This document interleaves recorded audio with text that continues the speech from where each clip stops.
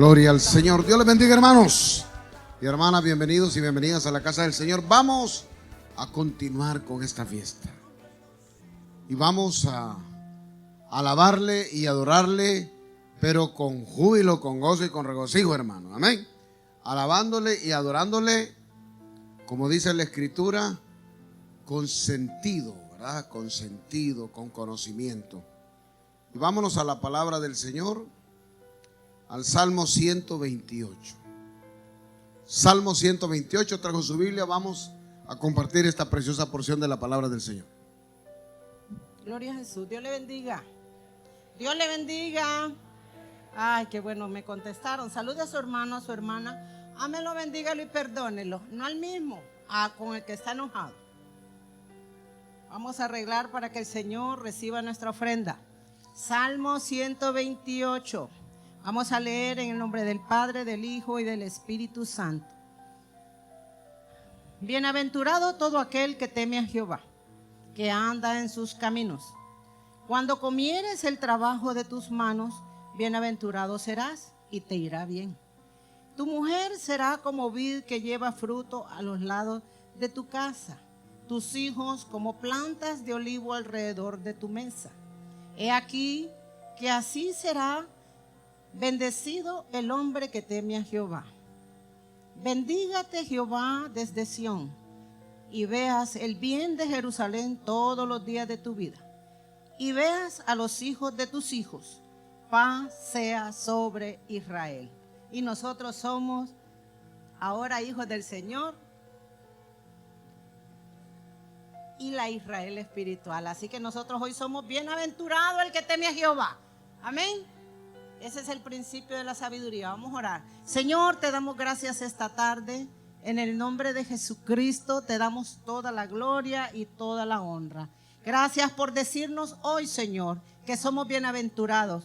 Gracias, Padre, porque nosotros somos como esa planta de olivo que estamos alrededor de tu mesa, Señor. Somos tus hijos y hoy la sangre de Cristo hoy nos limpia, nos lava y nos hace justos delante de tu presencia. Espíritu Santo, glorifícate esta tarde. Que el triste esté alegre, que el enfermo sea sano, que el que esté altivo hoy tenga que humillarse delante de tu presencia. Hoy nuestra alma te adora, te exalta y te bendice, Rey de Reyes. Tú eres nuestro creador. A ti te debemos, Señor, todos los días que nos has dado. A ti nos debemos, Señor, para adorarte y exaltarte y decirte que tú eres nuestro Dios. Recibe la ofrenda, Señor. Recibe todo lo que te traemos esta tarde en el nombre de Jesús. Amén y amén. Adórelo, exáltelo, bendígalo. Denle ese aplauso fuerte al Padre, al Hijo y al Espíritu Santo. ¿Cuántos están listos para adorarle? Amén.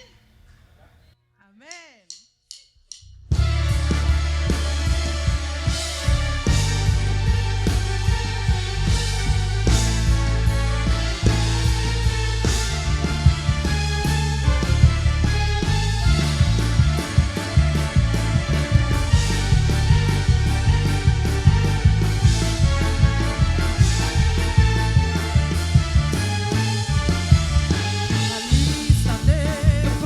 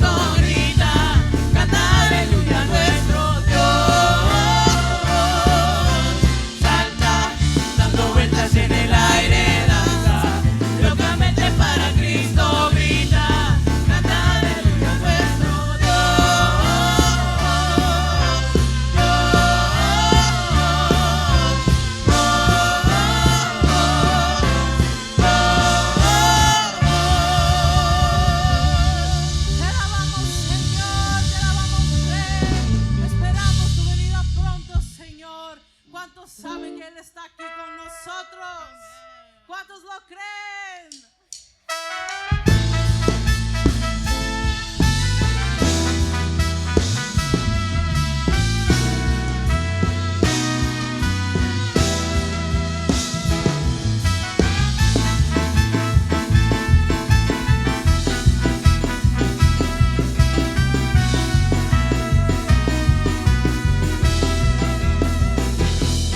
Tu amor y tu poder que sanó mi corazón.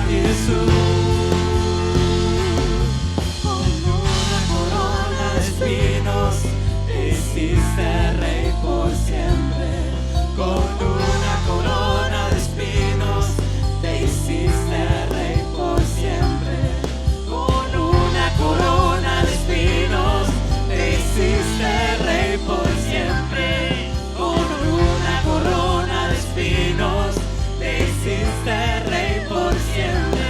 Te doy gloria, gloria, te doy gloria, gloria, te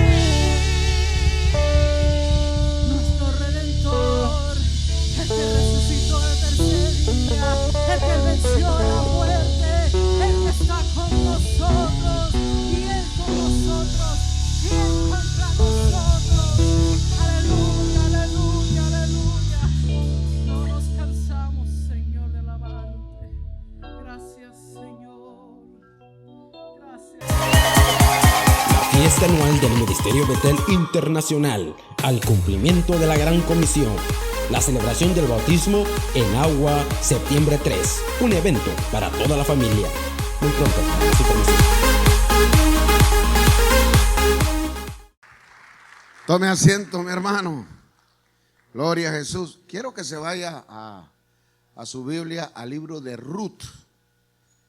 Libro de Ruth en el capítulo 1 y verso 1. Quiero hablarle un poquito esta mañana sobre el sacerdocio de Dios. El libro de Ruth está en el Antiguo Testamento, después de Jueces. Búsquelo por ahí para que no se vaya al Apocalipsis. Hay gente que usted le dice, busque el libro de Miqueas y el libro de Jonás. ¿De dónde estará ese libro? Ruth 1:1. Dice la palabra del Señor: aconteció en los días que gobernaban los jueces que hubo hambre en la tierra, y un varón de Belén de Judá fue a morar en los campos de Moab, él y su mujer y 2 hijos suyos.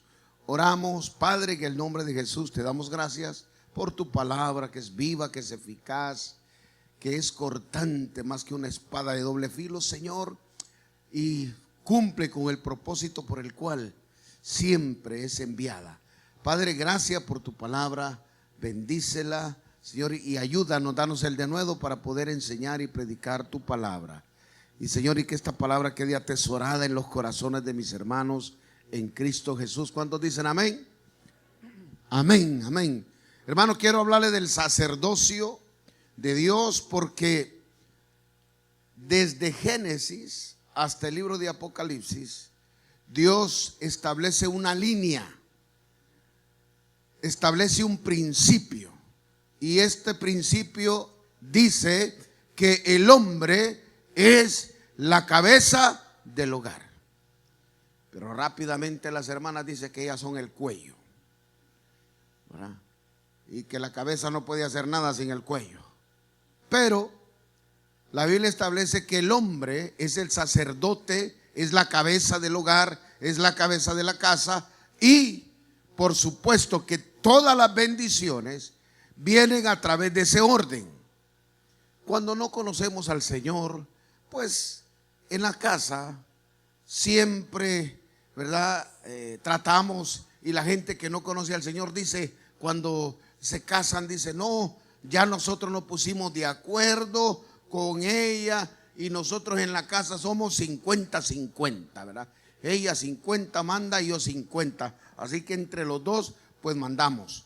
Entonces usted se da cuenta de cómo el mundo anda extraviado en todo lo que hace, precisamente porque no conoce los principios. Tenemos un 70-72% de divorcios en nuestras generaciones porque desconocemos los principios que Dios ha establecido a través de su palabra. Y desde allá, hermanos, desde las guerras han sido algunos de los factores principales para que la mujer tome el timón, la mujer tome el control, la mujer tome la autoridad que no debe tener en el hogar y ni con la familia. ¿Por qué? Porque desde la Segunda Guerra Mundial, desde la guerra de Vietnam, por ejemplo, en este país, la mayoría de los hombres estaban en guerra, estaban peleando, y las mujeres tuvieron que salir de sus hogares, de dejar de criar a sus hijos para ir a trabajar. Todo el trabajo que hacían los hombres en las factorías, en las fábricas, las mujeres tomaron esos lugares, porque los hombres estaban siendo enviados a la guerra. De manera que cuando terminaron las guerras y los hombres regresaron, la gran mayoría de los hombres que regresaron venían no solamente a veces sin un pie, sin una mano, y si venían completos, venían incompletos de la cabeza. Venían con problemas psicológicos terribles porque el gobierno sostuvo a los hombres con guerra y con cocaína y con alcohol, con marihuana. Entonces, la mayoría de los hombres, la gran mayoría de los hombres que fueron a la guerra, venían alcohólicos y drogadictos cuando regresaron. Y la mujer comenzó a tener el control del hogar a tal punto que en esta fecha, ¿verdad?, el hombre como sacerdote no tiene el valor, ni aún el gobierno le da el valor al hombre como sacerdote de su casa, como la cabeza del hogar. Amén. Entonces necesitamos como iglesia retomar y enseñar cuál es el orden que Dios ha establecido para que la bendición de Dios se mantenga en nuestros hogares, en nuestras casas, en nuestras familias, en nuestras generaciones. Porque cuando el orden en la casa está cambiado, no es el orden que Dios ha establecido, pues mi hermano, los cielos se cierran, vienen dificultades, no hay prosperidad, no hay abundancia, toda la vida se vive en una escasez permanente. ¿Por qué? Porque los roles están cambiados. Y algunos varones, cuando hablamos con ellos, nos dicen, es para evitar la pelea, es mejor vivir en paz. Entonces, como yo no quiero pelear, pues hay que ella diga, haga lo que quiera. No, eso está totalmente errado. El varón es la cabeza del hogar. La cabeza de la mujer es el varón. Y la cabeza del varón es Cristo. Por lo tanto, tenemos que entender estos principios, porque, hermanos, cuando el mundo entra en crisis, cuando vienen juicios de Dios sobre una nación, vienen juicios de Dios sobre naciones, sobre el planeta, es por causa no de la gente, es por causa de la iglesia. Usted tiene que tener claridad en esto. Dios envía juicios a la tierra por causa del pueblo de Dios, por causa de que el pueblo de Dios no está viviendo conforme los principios que Él ha establecido en su palabra. ¿O usted cree que el COVID-19 vino para enjuiciar al mundo? No, hombre, todos los juicios de Dios vienen para purgar a la iglesia, porque somos el pueblo de Dios. Y hay infinidad de ejemplos en la Biblia donde cuando el pueblo de Dios se apartó de los principios, empezaron a violentar los mandamientos, Dios envió juicio a la tierra por causa de la desobediencia del pueblo de Dios. Cuando comenzó esta pestilencia, esta peste del COVID-19, del COVID-19, hermanos, nosotros nos metimos a buscar el rostro de Dios en ayuno, en oración, para saber qué era lo que estaba pasando. Porque usted sabe que cuando esto empezó nadie sabía, la gente estaba muriendo y no teníamos información, no sabíamos ni qué era el COVID-19, no sabíamos, ni la ciencia. La gente moría, aquí morían 800 personas diarias en Nueva York, por aquí andamos por 600, casi 700 en Jersey, diarias. Y nadie sabía por qué. Y nosotros, buscando el rostro del Señor, el Señor nos habló claro. Y el primer mensaje que se predicó en esta iglesia a través de la televisión, porque no estábamos reuniéndonos, fue la respuesta que Dios nos dio de por qué había enviado ese juicio. Y la respuesta fue porque la iglesia se encerró y está dormida y va caminando en dirección opuesta al camino que tiene que estar caminando. Nos habló del profeta Jonás. Jonás representaba a la iglesia y Jonás se había encerrado en un barco y estaba dormido y no iba para el lugar donde Dios le había enviado, sino iba en dirección opuesta. Por esa causa vino juicio sobre ese barco y el mar se embraveció y el barco estaba a punto de hundirse, hasta que el capitán del barco y los marineros dijeron: no, esto no es cosa, porque ya le rezamos a Santa María, a San Judas, al niño de Atoche, al Cristo Negro, ya le oramos a San Quintín, a San Cocho, y no se nos quita esto. Aquí tiene que haber algo más. ¿Y quién falta aquí?, dijo el capitán. Hay uno que está encerrado durmiendo ahí abajo, tráiganlo. Tú ves, ¿por qué nos está pasando esto? Y Jonás dijo: ¿por qué? Yo ando en desobediencia. A mí me mandaron para un lugar y voy para otro, y me encerré aquí. ¿Y qué hacemos? Hay que volarlo al mar, dijeron. Y lo agarraron, miren, de las manos y de los pies. ¡Sa! Inmediatamente que cayó el tipo allá, el juicio se calmó. El mar se calmó y se salvaron todos los de los barcos. Pero el profeta murió. ¿Por qué? Porque estaba encerradito, acostadito. Me imagino que haber tenido una pantalla de por lo menos 55 o 70 pulgadas en ese cuarto. Y un celular. No le cabían los deditos. Y el control. La responsabilidad que tenemos comienza por el sacerdote en la casa. No es la mujer la que tiene que levantar al hombre. Vaya, levántate, vamos para la iglesia, hombre, vamos. No, que no sé qué, que voy a ver el partido. No, es el hombre. Es la cabeza del hogar. Es la cabeza de la mujer. Es el que tiene responsabilidades en la casa. Y nosotros necesitamos volver. Y los únicos que podemos enseñar estos principios somos la iglesia del Señor.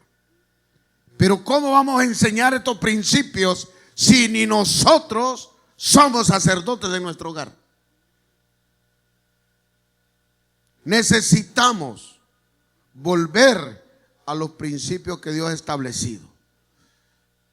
Estaba escuchando un rabino que dice que fue a darle una charla a unas mujeres y una mujer le preguntó: rabino, pero un mesiánico, ¿verdad? Un judío mesiánico, o sea, que conoce, que cree en Jesucristo. Y le dijo: ¿qué quiere que yo haga? ¿Puedo yo irme a la iglesia? Le dice: si mi marido no me deja. Y él le dijo: ¿pero por qué me pregunta eso a mí? Yo no soy tu cabeza. Pregúntale a tu esposo. Si tu esposo te dice que sí, es sí. Tu esposo te dice que no, es no, porque él es tu cabeza. Tú no puedes andarle preguntando a alguien las cosas que es tu esposo el que te tiene que decir. Amén. Entonces necesitamos, iglesia, volver a los principios. Miren el texto. Lo que dice: aconteció, volvémoslo a poner, Ruth 1:1, que en el tiempo que gobernaban los jueces. Esto es importante que usted lo entienda en la palabra. ¿Cómo comienza el relato? Aconteció en los días que gobernaban los jueces. ¿Qué es lo que está diciéndonos el Señor? ¿Qué es lo que Dios te quiere enseñar? A ti me quiere enseñar a mí. Que en los tiempos donde no hay gobierno, en los tiempos de los jueces, fue el tiempo bíblico donde Israel no tenía rey. En ese tiempo de los jueces es cuando dice la Escritura que cada quien hacía lo que le parecía o lo que le daba la gana. No había orden, no había gobierno. Entonces, cuando no hay orden y cuando no hay gobierno en una casa, cada quien hace lo que le da la gana. La hija con 13 años, 14 años, el hijo con 12, 13, 14 años, hace lo que le da la gana. Porque como no hay gobierno, no obedecen, no tienen autoridades, no hay autoridad definida en la casa, entonces los hijos hacen lo que les da la regalada gana. En el tiempo de los jueces, Pero yo quiero decirle que en ese tiempo, en un tiempo donde no hay gobierno, Dios sigue teniendo el control de todas las cosas. Aún cuando no hay un rey en Israel, cuando no hay un padre en la casa que establezca el orden, Dios sigue sentado en su trono de gloria. Y Él sigue manifestando su poder. Por el hecho de que no haya un gobierno en la casa, no haya un gobierno en la ciudad, no haya un gobierno en la nación, no quiere decir que Dios está de espaldas. Dios sigue siendo el rey. El hecho de que el hombre no conozca y no entienda el principio no quiere decir que Dios no está activo. El poder de Dios sigue activo, esperando que el hombre se ordene. Porque si el hombre está ordenado, está ordenada la casa. Si el hombre está ordenado y está ordenada la casa, tenemos unas ciudades tremendas. Es la iglesia, a través de los principios de vivir, los mandamientos, que establece el orden en las comunidades. Y viene la bendición, y viene la prosperidad, y viene la abundancia. Quiero decirle que cuando llegamos a esta ciudad, el ministerio Betel, la ciudad de Newark era la ciudad número 1, la más peligrosa de todos los Estados Unidos. La número 1 en la estadística, la peligrosa, la ciudad más peligrosa de Estados Unidos. Cuando el Señor nos mandó. Qué lindo que 6 años después la ciudad de Newark ya no se ve. Llegó al número 52, bajó 52 lugares. Ya no es la ciudad más peligrosa de Estados Unidos. Es la ciudad más próspera del estado de New Jersey. ¿Por qué? Porque la iglesia tiene un gran trabajo que hacer. Si hay autoridad en la casa, hay bendición, hay prosperidad, hay abundancia. Si hay orden en la familia, la sociedad está trabajando hermosamente, preciosa. Y se levantan las ciudades, se levantan las naciones. Dice que en el tiempo de los jueces, aconteció que en el tiempo de los jueces, quiere decir que Dios sigue estando en control, y cuando Dios envía juicios es porque algo no está trabajando bien en la casa, en la familia, en las ciudades, en las naciones. Y Él envía juicio, pero el mundo no sabe ni por qué ni qué es lo que está pasando. El mundo no tiene ni idea de por qué Dios envía un juicio. Yo quiero que sepa usted que la responsabilidad está en nuestros hombros. Si la iglesia está cumpliendo con los mandamientos que Dios nos mandó, mi hermano, nosotros somos la luz del mundo, somos la sal de la tierra, y nosotros vamos a evitar que el juicio de Dios venga sobre nuestra casa, sobre nuestra ciudad, sobre nuestras naciones. Poneme Ruth 1:1, por favor. Siempre póngame el texto. El hecho, mire, dice que hubo hambre en la tierra. Ese es un juicio.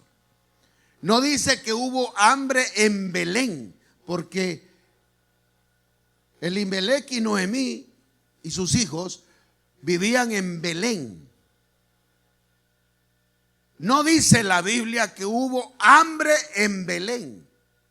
Dice que hubo hambre en la tierra. Es un juicio. El hambre es un juicio. Es una consecuencia. Una consecuencia según la Biblia. Si usted se va, por ejemplo, en Apocalipsis capítulo 6, ahí habla, ¿verdad?, de que el anticristo sale a engañar a la gente.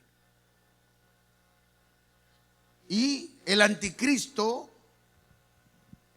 es todo aquel y toda aquella que ha negado a Dios, que ha estado en la iglesia, que han servido a Dios y se han alejado de Dios.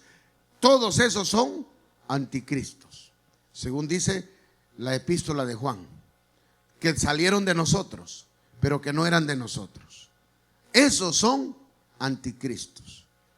Y los anticristos salen a declarar mentiras, a engañar al pueblo, y dice que ese engaño que traen los anticristos traen nada más y nada menos que guerras, pleitos, contiendas entre la gente.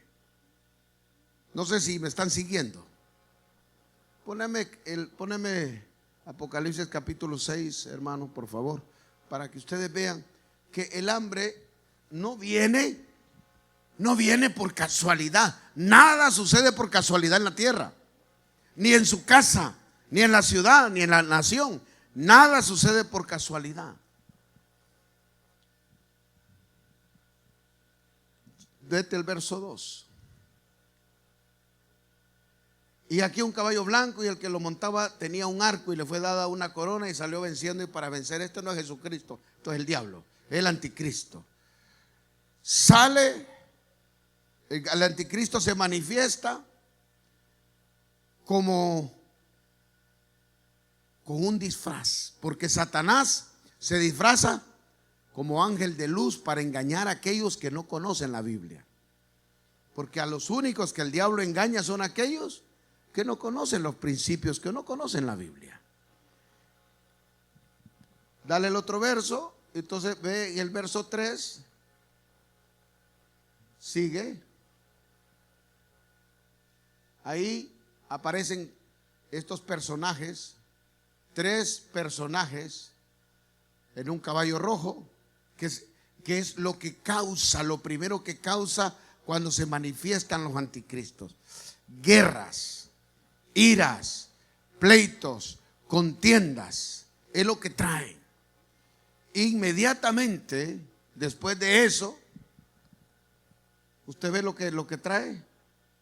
Quitan la paz de la casa, quitan la paz de las naciones, quitan la paz entre los hombres, ¿verdad? Y propician las muertes. No sé si usted ha visto eso por aquí en Estados Unidos,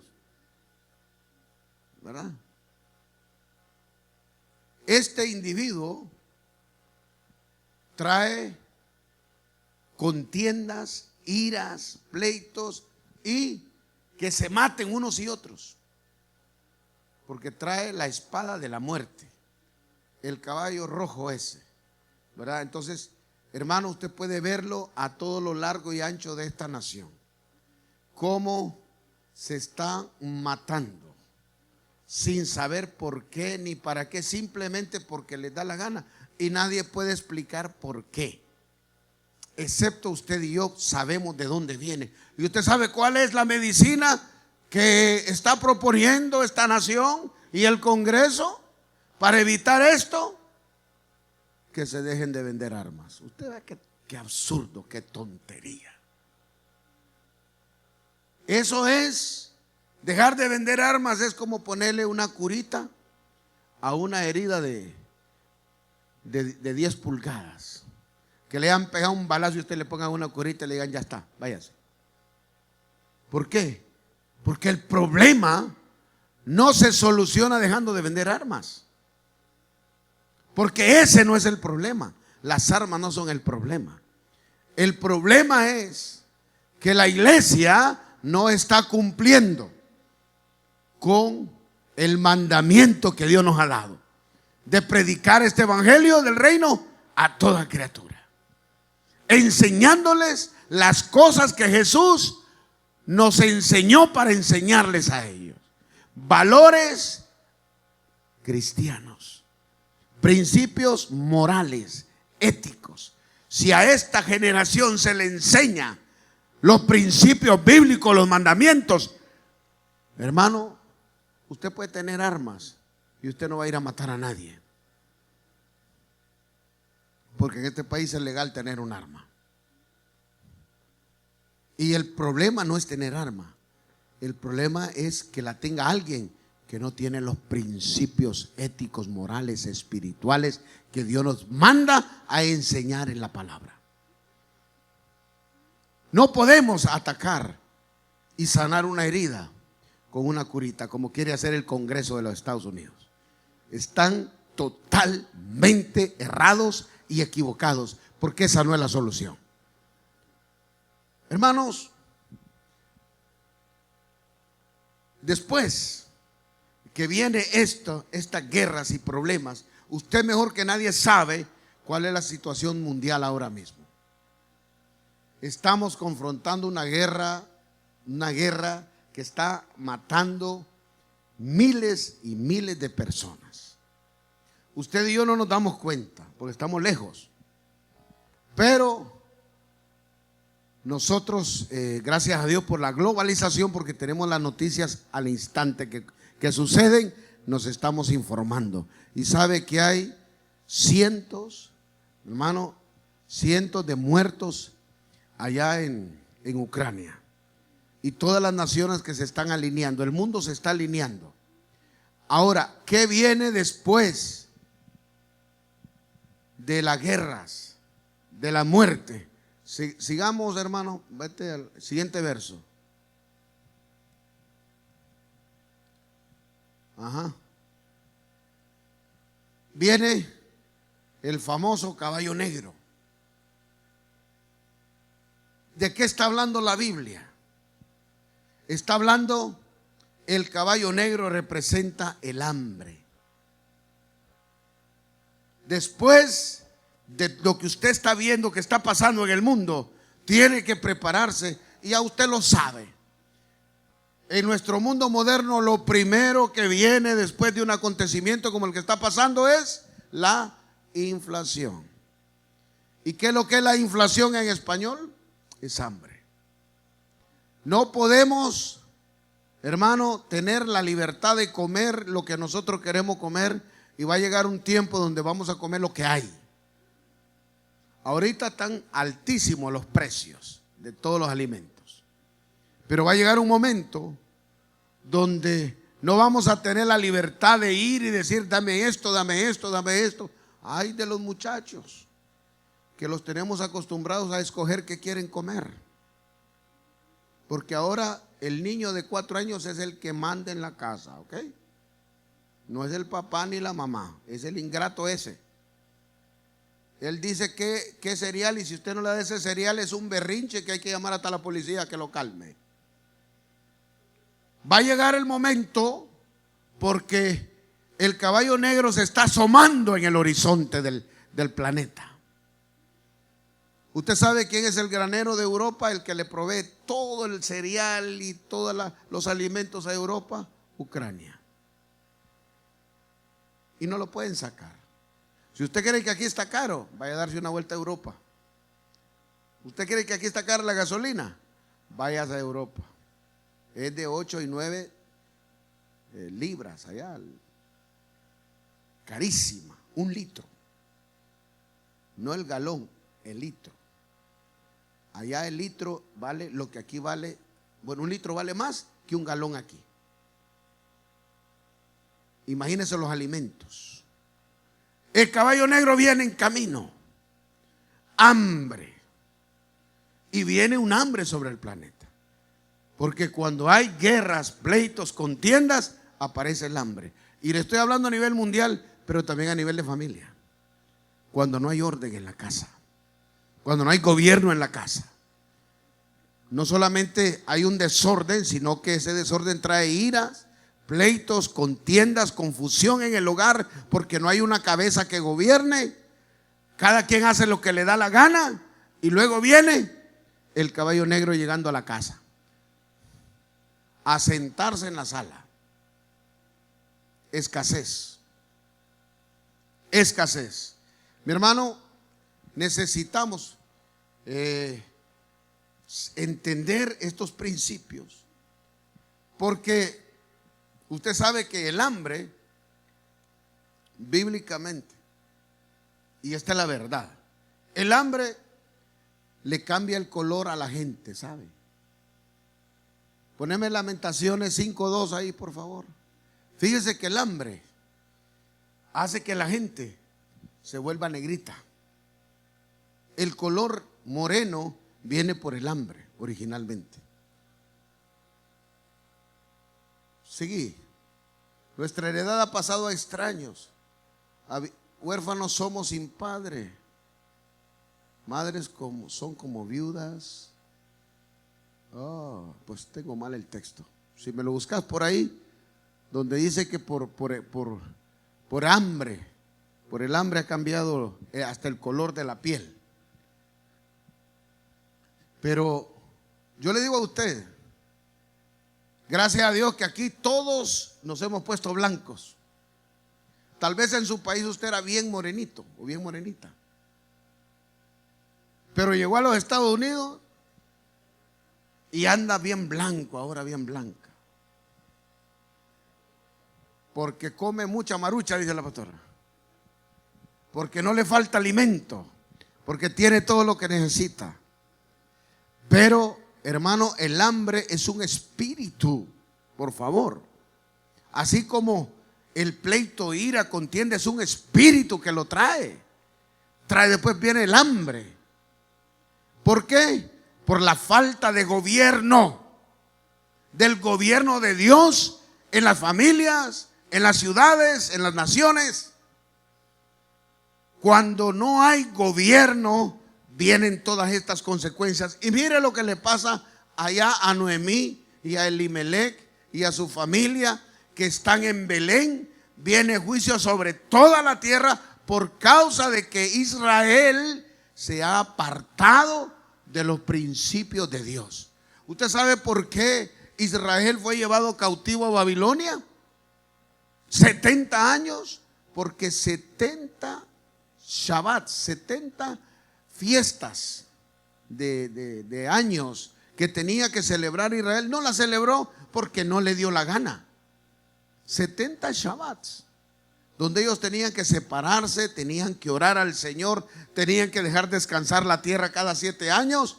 No les importó, no lo hicieron, y Dios los agarró y los mandó cautivos, de esclavos a Babilonia. ¿Cuánto?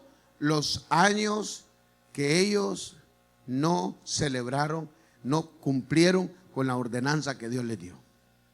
Hermanos, necesitamos entender. Ahí está, mire, en 5 días era. Nuestra piel se ennegreció como un horno a causa del ardor del hambre. Mire usted, tiene que entender eso. Después de los pleitos, las iras, las contiendas, las guerras, viene el hambre. ¿Verdad? El hambre es un espíritu que viene por causa de no haber gobierno. Y Elimelech y Noemí vivían en Belén. Y usted sabe que Belén significa casa de pan, casa de abundancia. Pero aún en la casa de pan, en la panadería, como que no había pan. Y Elimelech y Noemí, vete a Ruth 1:1, deciden salirse, irse de la casa de pan porque había un juicio en la tierra. No consultaron a nadie. Simplemente dijeron, aquí como que la cosa no está bien, no hay mucho, aquí no hay trabajo, aquí parece que no vamos a salir, vámonos para North Carolina, vámonos para Carolina del Sur, vámonos para Virginia, vámonos para Miami, vámonos para la Florida, porque aquí no está bien la cosa. Es increíble cómo la gente naturalmente quiere resolver un problema que es espiritual. Si hay un problema en casa de hambre, de necesidad, de enfermedad, de que no hay prosperidad, la solución no es salir corriendo de la casa, no es salir corriendo de la iglesia, no es salir corriendo del estado o de la ciudad. La solución es ponerse de rodillas y buscar el rostro de Dios y preguntarle al Señor qué tengo que hacer, qué estoy haciendo mal. Señor, establece tu reino en mi vida. Quiero hacer tu voluntad como se hace en los cielos. Y usted verá que aún en crisis, aún en pleitos, en guerras, todo eso va a desaparecer y la bendición de Dios va a regresar. Hay quienes son expertos en huir. Apenas hay un problemita, me voy de la iglesia, me voy de la casa, me cambio de estado. No vaya a cometer ese error, porque a Elimelech y a Noemí les costó caro. La Biblia dice que ellos salieron de Belén, de la casa de abundancia, y se fueron a los campos de Moab. Mire, mi hermano, Moab es el mundo. Moab es el lugar donde Dios no gobierna. Moab es el lugar donde la idolatría gobierna, donde lo más importante es el trabajo. El primer lugar lo tiene el trabajo, el segundo lugar el trabajo y el tercer lugar el trabajo, porque Elimelech y Noemí dijeron: allá hay trabajo, vamos a trabajar. Ajá, ¿y el templo? ¿Y la búsqueda del Señor? ¿Y adorar a Dios? No, tengo que ir a trabajar, porque yo a eso vine, a trabajar. Por eso me voy. Tenga cuidado cuando vaya a tomar esas decisiones.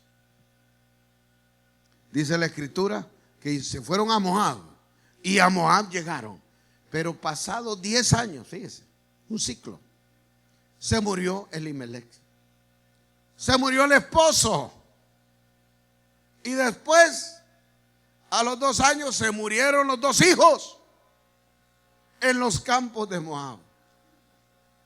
Había mucho trabajo. Yo creo que de tanto trabajo se murieron. Y los hijos también se murieron. Y quedó Noemí viuda en los campos de Moab. Mire, no era lo mismo quedar viuda en Belén que quedar viuda en Moab. No es lo mismo quedar viuda en la iglesia que quedar viuda allá en el mundo. Porque Israel tenía las leyes, normas, que cuando una mujer quedaba viuda, había una responsabilidad de la sinagoga a la que ella pertenecía, de proveerle todo lo que necesitaba hasta que partiera. Y el apóstol Pablo lo menciona en el Nuevo Testamento. Qué tremendo. Y la mujer dice: me tengo que regresar para Belén, voy a regresarme para mi ciudad, porque oyó que ya Dios había visitado a su pueblo. Pero Dios visitó a su pueblo, pero no a Moab. Dios, cuando visita una ciudad, visita la iglesia de la ciudad, no visita la municipalidad. Cuando Dios se manifiesta en una ciudad, se manifiesta en la iglesia. Y no es lo mismo estar en la casa de Dios que estar en los campos de Moab allá afuera. Perdió a su esposo, perdió a sus hijos y regresó hasta con el nombre cambiado. Noemí significa delicia de Dios. Y dijo: no me llamen delicia de Dios, llámenme Mara, porque vengo amargada. Cuidadito, le voy a poner Mara a una hija suya, tenga cuidado. Mara quiere decir amargada. Regresó. ¿Y sabe por qué le traje este tema? Porque el hombre nunca puede dar un paso si no hay un acuerdo. Noemí tenía familia. Capítulo 2, verso 1, para terminar. Quiero que sepa que no era que ellos no tenían a quién acudir en Belén, no tenían con quién conversar y dialogar el problema que tenían en su casa, sino que simplemente, yo no le digo que la mujer gobierna, pero el hombre puede tomar una decisión y la mujer no estar de acuerdo, ¿verdad? Pero ¿cómo va a vivir ese hombre si la mujer no está de acuerdo con esa decisión que tomó? A ver, algún casado que me diga cómo va a vivir usted si usted se cambió de ciudad y su mujer nunca estuvo de acuerdo. ¿Cómo va a vivir usted su vida? Mejor entiérrese. Usted sabe que cada día que usted llega a su casa y ese canto de la mujer: ¿y qué estamos haciendo aquí? ¿Y por qué me trajiste aquí? Si yo te dije que no. Mejor agarre su maritate y regrésese.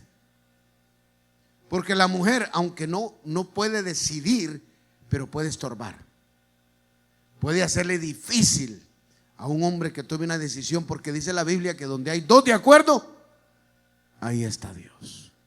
Quiere decir que Noemí estuvo de acuerdo totalmente en irse de la casa de Dios, de la casa de pan, de la casa de abundancia. Tenía Noemí un pariente de su marido, hombre rico, de la familia de Elimelech, el cual se llamaba Boaz. Entonces, no fue que se fueron porque no había.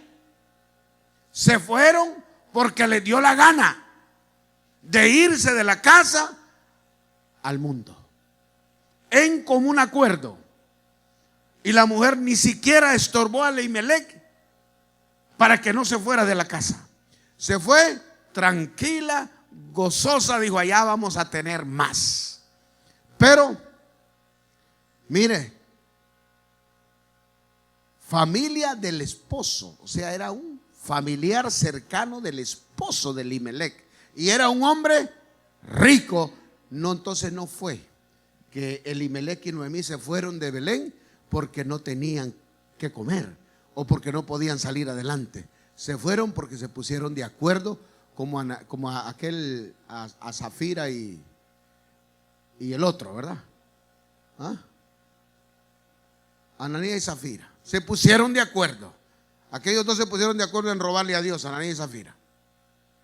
Y estos dos se pusieron de acuerdo: vamos a irnos de la casa de Dios, pero no le digamos a nadie.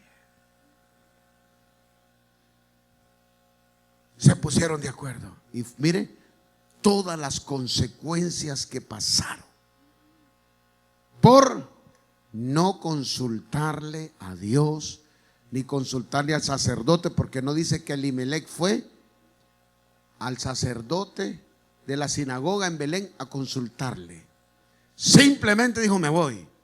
Aquí hay un problemita, hay alguna dificultad, me voy. Hermanos, establezcamos el gobierno de Dios en la casa. Hermanas, si usted ha sido la mujer que ha gobernado, entréguele el gobierno a su esposo, por favor. Entréguele y honre a su esposo delante de sus hijos. No deje, no permita que sus hijos le falten el respeto a su esposo. Mire, ni en este siglo ni en el que viene. Hablar, que un hijo hable mal de su padre, se merece una tunda, como decimos allá en mi pueblo. Agarre un leño, agarre un chicote, pero nunca le permita a un hijo, a una hija, que ni siquiera piense mal de su papá. Hónrelo, para que empiece a ver la bendición de Dios sobre su casa, sobre su hogar, sobre su familia, para que ese caballo rojo no aparezca por su casa y ese caballo negro, para que las iras, los pleitos, las guerras, las contiendas desaparezcan de su familia y el hambre, la miseria nunca aparezca por su casa. Establezcamos el gobierno, los principios de Dios en nuestro hogar, hermanos, por favor. Hermanas, por favor, si hasta hoy usted ha tenido el gobierno en su casa, las consecuencias son terribles si usted no entiende este principio. La cabeza suya, hermana, es su esposo, y la cabeza de su esposo es Cristo. Así que si nos mantenemos en el orden y cada mujer casada honra a su esposo delante de sus hijos y de sus hijas, y usted le dice a sus hijos: aquí nada pasa si su esposo, si su papá no da la orden, aquí no pasa nada. Usted no puede ir a ningún lugar, usted no puede hacer lo que usted quiera, a menos que su papá dé la orden. Pero esas madres que tapan a los hijos, le tapan las sinvergüenzadas. ¿Y dónde está fulano de tal?, dice el papá. Pues no sé, por ahí anda, ya va a venir. ¿Cómo es eso de que por ahí anda, que ya va a venir? Nunca, hermana, esposa, le tape nada a sus hijos delante de su papá. Cualquier cosa que hagan sus hijos que está fuera de orden, cuando llega el papá, usted se lo comunica delante de ellas. Mira, fulano hizo esto, fulana hizo aquello, no obedeció. Y deje que su papá, que el padre tome la disciplina y ponga la disciplina en su casa. Amén, hermanos. Póngase de pie. Denle un aplauso a Jesús, que los miro bien serios. Alégrese, hermano, porque viene la bendición a su casa. Cuando estamos en el orden de Dios hay bendición abundante. Quiero que hagamos una oración por todos los hombres, padres de familia, por todas las hermanas, madres de familia, para que Dios establezca el orden en su casa. Hombre, sacerdote, tú tienes que conocer la palabra. Varón, tú eres la cabeza. Tienes que establecer el orden por la palabra, no con insultos, no con golpes, con la palabra, para que vivamos en sujeción. Adorarle, exaltar.